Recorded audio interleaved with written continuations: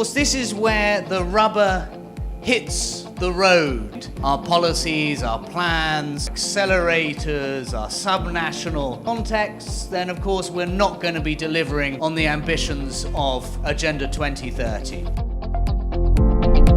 The challenge in it is to ensure that the resources are used effectively to achieve results. Country-level actions, reforms, and innovations are and will be the drivers for financing development towards 2030. The Philippines' commitment to our shared goal of sustainable development in the 2030 Agenda is the Philippine Development Plan, Ambition 2040.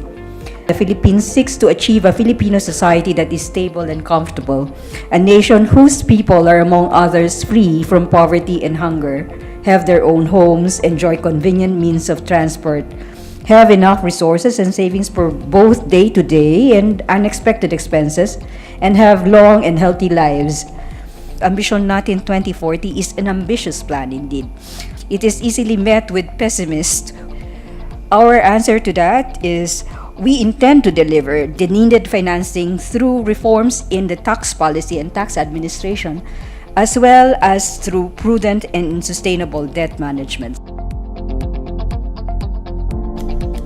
They've been here for the whole 3 days. I was told very nicely by them that they're not artists, they are graphic recorders. So what they do is actually record discussions and actually in a very innovative way try to do it in a way that people actually will read what is being said and what is really key summary. So it's a great way of doing it. Actually, we're part here of a knowledge exchange, so we're trying to capture knowledge a little bit different and in a kind of a new innovative ways. Private sector plays different roles in different areas, so the idea is not to say private sector is the answer to everything. It's the answer to some things more obviously, like food production or financial inclusion, and the role is more challenging and more context specific in areas like infrastructure or social services. And our idea is not to say this is right or wrong, the idea is to find out what works, how we can use the private sector and where we can use the private sector to achieve a goal, and then do that. Sometimes it's actually the private sector who approaches us in things like extractive or some agri-sectors to work with us, not because they really need our money, but because they need our expertise to make sure that projects are delivered in an environmental and socially sustainable way. As we also deal with innovative and new ways of financing, the issue about risk has to come to the table, because I think we have to think about risk differently in terms of how do we not only minimize risk or kind of, don't fund areas that are risky, but can we do things to also overcome some of these challenges, really to invest in the core challenges that are faced under the SDGs. While private sector organisations have always played a part in the role of delivery of Australian aid, whether through and primarily through being the procurement of goods and services, we've adopted a new shared value approach, which is bringing together business, civil society and governments for sustainable solutions to development challenges. We're still learning and we're adapting and we're drawing out lessons. Shared value provides a way to harness the core motivation and strengths of businesses. Companies that take this approach build business models based around social goods as a strategy to find and compete in new markets.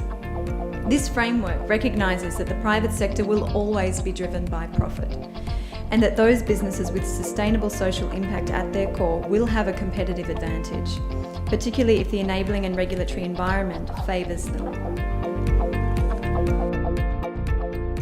At the private sector lens, what is unique is really the ability to deploy capital and the discipline to use this capital in a way that it's used very efficiently, and that there has to be returns. And that is the beauty of working on sustainability at the private sector.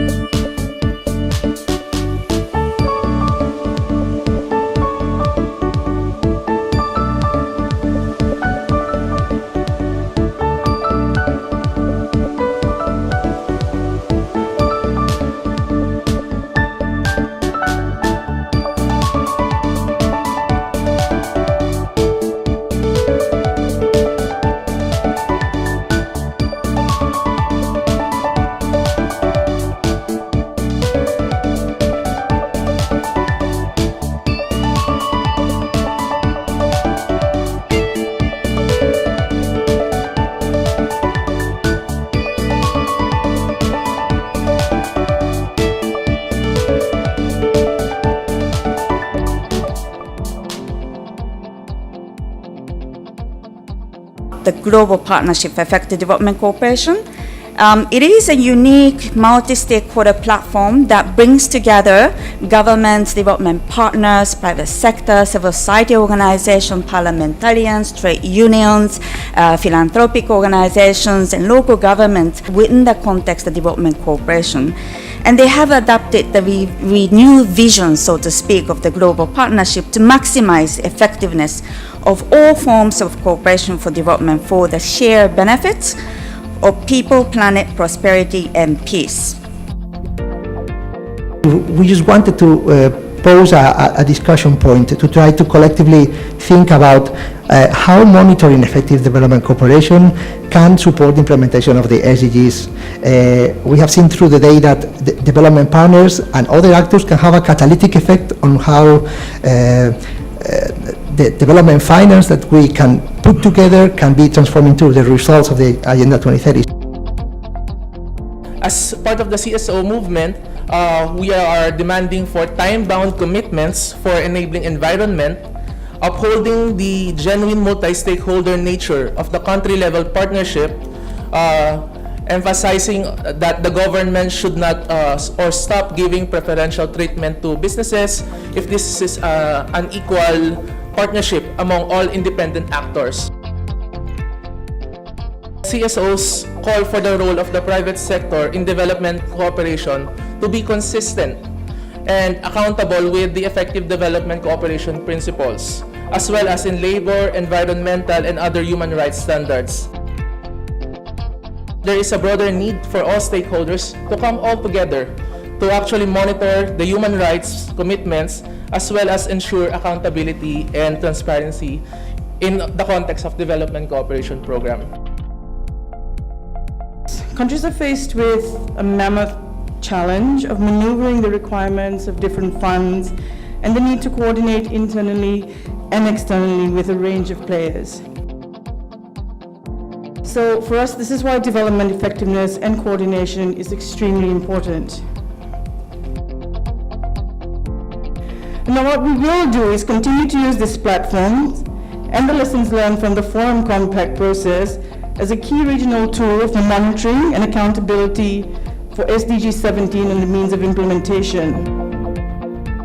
We are no longer this north-south kind of environment, that we are now having diverse partners and corporations and types and instruments, meaning that some of those types and instruments have a different characteristics, different sort of a role to play. So how is the principles of effective development cooperation translated that into much more concrete actions for policy change, the behavior change? How can we really adapt the monitoring to capture some of those progress or some of the challenges and so on? So refinement, updating of the global partnership monitoring framework that we will be going through in the next few months or even a little bit longer.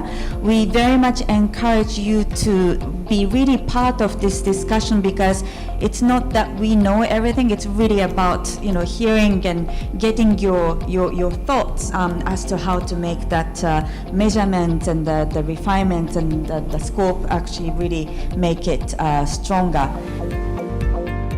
Is how do we achieve economic growth where benefits are shared widely while ensuring environmental sustainability? So a lot of this discussion has focused around how can we take more integrated approaches, ensuring that the 3 dimensions of sustainable development are being considered. There was a lot of discussion how we can identify but also address some of the trade-offs and also identify some of the synergies for accelerating progress along the SDGs.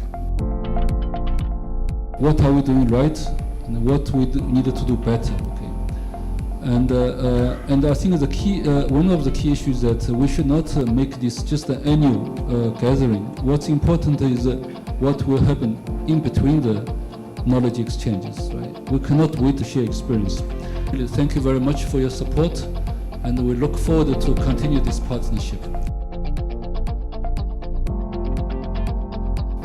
At the end of the day, the SDGs mean more in terms of the target, the beneficiary, more than anything else. But again, qualified in our context, we would call it the last mile. In fact, before going to the last mile, we have more to attend to, you know, the lower middle income, the poor, and then the marginalized, which are really part of the SDGs. The question now is actually, what is most meaningful in terms of making our governments responsive to the needs of the larger majority? And therefore, the SDGs is a framework. But at the end of the day, the localization of the SDGs, particularly in terms of indicators that we will be accountable for, first and foremost, is our accountability to our own citizens. Of the Philippine government, our congratulations to UNDP, the senior government officials from Asia and the Pacific, participating development partners, and private sector and civil society organization representatives for this well-attended regional exchange.